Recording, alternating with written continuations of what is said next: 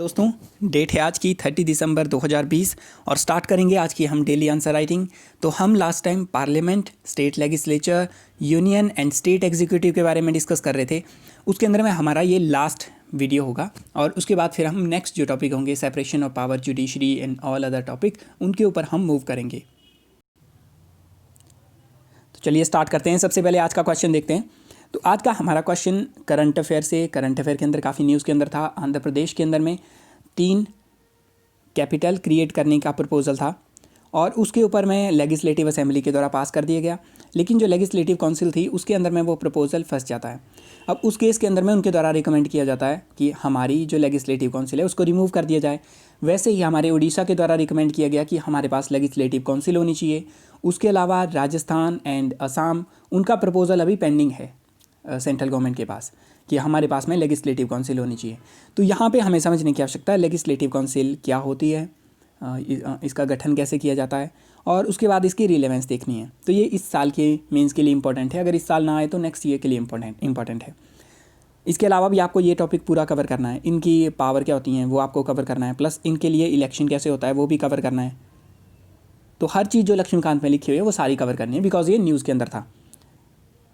तो हमारा क्वेश्चन है, what is the procedure for formation of state legislative council, also examine the relevance vis-a-vis legislative assembly. So we have to compare legislative assembly with legislative council, and then we also have to give procedure for formation of state legislative council. तो इसमें अगर देखेंगे, सबसे पहले introduction अगर करेंगे तो आपको पता है इंडिया के अंदर में बाई कैमरल लेजिस्लेशन है, जिसके अंदर सेंट्रल लेवल के ऊपर में हमारे पास लोकसभा एंड राज्यसभा और स्टेट लेवल के ऊपर में हमारा 2 हाउसेस हो भी सकते हैं, बाई कैमरल हो भी सकता है, यूनी कैमरल भी हो सकता है। तो अभी तक हमारे पास में 6 ऐसी स्टेट हैं जहाँ पे इस टाइप का हमें बाई कैमरलिज्म देखने को मिलता है। पहले 7 थी, जम्मू कश्मीर भी था, लेकिन अब 6 बची हुई हैं इसके अंदर में। तो 2 हमारे पास में यूपी, बिहार आ जाएगी, उसके बाद में आ जाएगी महाराष्ट्र एंड कर्नाटक, उसके बाद में आंध्र प्रदेश एंड तेलंगाना। इसके अलावा जैसा हमने देखा कि हमारे उड़ीसा के द्वारा रिकमेंड किया गया कि हमारे पास भी होनी चाहिए, राजस्थान के द्वारा बोला गया है, असम के द्वारा बोला गया है। तो ये सब इसके बारे में बोल रहे हैं, इसकी क्या आवश्यकता है। आर्टिकल आपको लिखना पड़ेगा हर चीज़ के लिए, जो भी चीज़ें जैसे इमरजेंसी है आर्टिकल उसके याद होने चाहिए।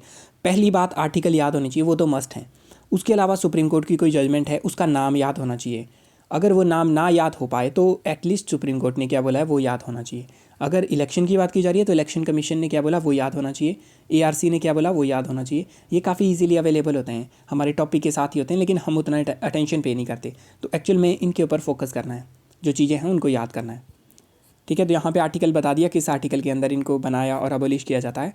तो मेन पावर जो होती है पार्लियामेंट बनाती है लॉ, पार्लियामेंट इनको अबोलिश कर सकती है या बना सकती है, लेकिन पार्लियामेंट बनाएगी कब, जब state legislature must pass a resolution, जब वो पास करेंगे रेजोल्यूशन। कैसे, एक एब्सोल्यूट और स्पेशल मेजोरिटी से। एब्सोल्यूट मेजोरिटी के अंदर में मेजोरिटी ऑफ द हाउस, जैसे 100 मेंबर हैं तो 100 मेंबर में से 51 मेंबर की रजामंदी प्लस 2/3, यहाँ पे 66 मेंबर की रजामंदी। ये क्यों, जैसे मान लो 100 मेंबर हैं और उस दिन जो है लेजिस्लेटिव असेंबली के अंदर में सिर्फ 50 प्रेजेंट हैं, या मान लो कुछ लोगों की डेथ होगी सिर्फ 80% है, तो उस केस के अंदर में तो आप 40 से ही काम चला लोगे। जैसे यहाँ पे 80 है तो 80 का 2/3 आप कर लोगे, तो आपको 66 आपको करने की आवश्यकता नहीं है। जैसे मान लो अगर सिर्फ 40 लोग प्रेजेंट हैं, 60 लोगों की डेथ हो जाती है, लेकिन लेजिस्लेटिव असेंबली की टोटल स्ट्रेंथ 100 है, उस केस में 2/3 लोगे आप आपके 40 का, तो 2/3 अगर 40 का लेंगे तो उससे हमारा काम नहीं बन सकता। ठीक है, 17, 18 उससे थोड़ी ना हमारी कोई मेजॉरिटी आएगी। तो हमें ये भी देखना होता है पूरे स्ट्रेंथ जितनी हाउस की है, चाहे लोग उसमें मर गए हों, कोई नहीं आया हो, वो अलग बात है, तो वो भी हमें देखनी है। ठीक है, तो ये इसके अंदर में किया जाएगा। उसके बाद पार्लियामेंट लॉ पास करेगी और जो भी ये लॉ पास किया जाएगा वो हमारा अमेंडमेंट नहीं माना जाएगा 368 के अंदर में, तो उसको हम अमेंडमेंट नहीं मानेंगे, रिपील कर सकते हैं, नई असेंबली बना सकते हैं। हालांकि ये कॉन्स्टिट्यूशन के अंदर में चेंज करेगा, लेकिन इसको अमेंडमेंट नहीं माना जाएगा। और एट लास्ट इसको प्रेसिडेंट असेंट देंगे। अब आता है इसमें रिलेवेंस क्या है इसकी। वैसे तो रिलेवेंस के अंदर में जनरली क्या बोला जाता है इसके अंदर में कि हमारे पास में ये हमारे जो हैस्टी डिसीजन होते हैं, आपने जल्दी से जल्दी कुछ करना है, आपने नई कैपिटल सिटीज़ क्रिएट करनी है, तो उसको चेक कर सकते हैं, ये उसको चेक कर सकते हैं। उसके अलावा यहाँ पे जो दूसरे वाले हमारे MLA होते हैं वो तो हमारे इलेक्ट होके आएंगे, उनके अंदर में कई बार हमारे इंटेलेक्चुअल जो वर्क होता है वो उसमें रह जाता है, क्योंकि इनका और उनका फील्ड अलग होता है। एकेडमिशियन, इंटेलेक्चुअल, ये कई बार मतलब इलेक्शन के अंदर में फ़ाइट नहीं कर पाते, बट इंटेलिजेंट तो काफ़ी होते हैं, तो उसके लिए इनको इसमें इंक्लूड किया जा सकता है। उसके अलावा जब डिसीजन मेकिंग की जा रही है तो आराम से बिना किसी इंटरेस्ट के, एमएलए वगैरह तो काफ़ी फोर्स के अंदर होते हैं बिकॉज उनके ऊपर प्रेशर होता है जनता का, लेकिन एमएलसी उनके ऊपर उतना नहीं होता क्योंकि उनको जनता से चुनाव होके नहीं आना है, तो वो काफ़ी सोबर तरीके से डिसीजन ले सकते हैं। तो इसको लिखेंगे बाद में, उससे पहले हमें ये बताना है vis-a-vis लेजिस्लेटिव असेंबली और लेजिस्लेटिव काउंसिल, इन दोनों के बीच में क्या पावर के अंदर में स्ट्रगल आ रहा है, क्या पावर ज़्यादा है, कम है, किसके अंदर में कम ज़्यादा है, तो उनकी रिलेवेंस बतानी है। तो हमारी लेजिस्लेटिव का रोल काफ़ी कम है, बाकी हमने बता दिया कौन कौन सी स्टेट में।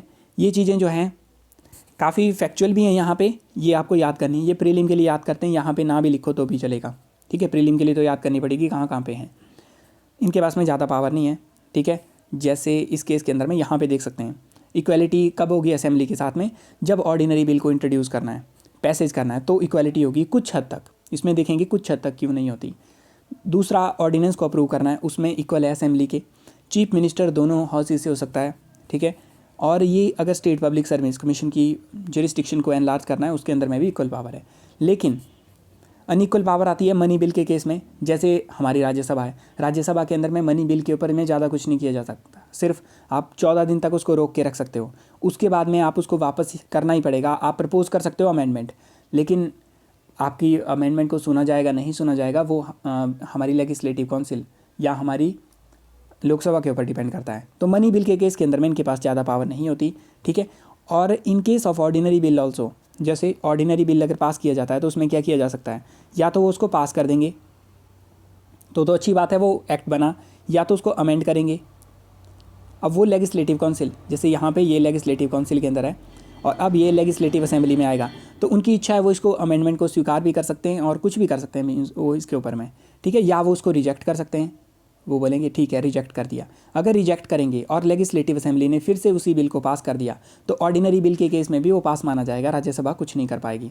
और फोर्थ सिनेरियो यहाँ पे हो सकता है कि उस केस के अंदर में वो उस पर्टिकुलर बिल को वैसे ही रहने दे, उसके ऊपर कुछ ना करें, तो वो 3 मंथ तक उसको वैसे रहने दे सकते हैं। 3 मंथ के बाद में लेजिस्लेटिव असेंबली के पास में पावर है कि वो फिर से उस बिल को पास करेंगे और 1 मंथ तक वेट करेंगे। अगर 1 मंथ तक वेट करने के बाद लेजिस्लेटिव काउंसिल ने कुछ नहीं किया तो उसको पास माना जाएगा। तो means legislative assembly maximum 3+1 4 month तक किसी बिल को अटका के रख सकती है, अदरवाइज़ फिर उसको वो बिल पास ही करना पड़ेगा। तो ये हमारे पास में इनकी पावर है।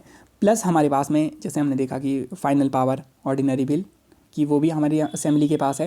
प्लस डिसाइड कौन करेगा, मनी बिल है कोई पर्टिकुलर बिल, ये हमारा जैसे लोकसभा में स्पीकर होता है वैसे ही लेजिस्लेटिव असेंबली का स्पीकर डिसाइड करेगा।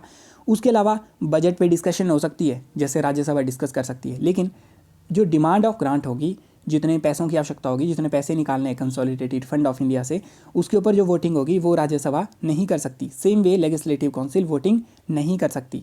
उसके अलावा राज्यसभा की तरह ही अगर आपने काउंसिल ऑफ मिनिस्टर को रिमूव करना है तो नो कॉन्फिडेंस मोशन सिर्फ लोकसभा में पास किया जा सकता है, वैसे ही सिर्फ स्टेट लेजिस्लेटिव असेंबली में नो कॉन्फिडेंस मोशन पास किया जा सकता है।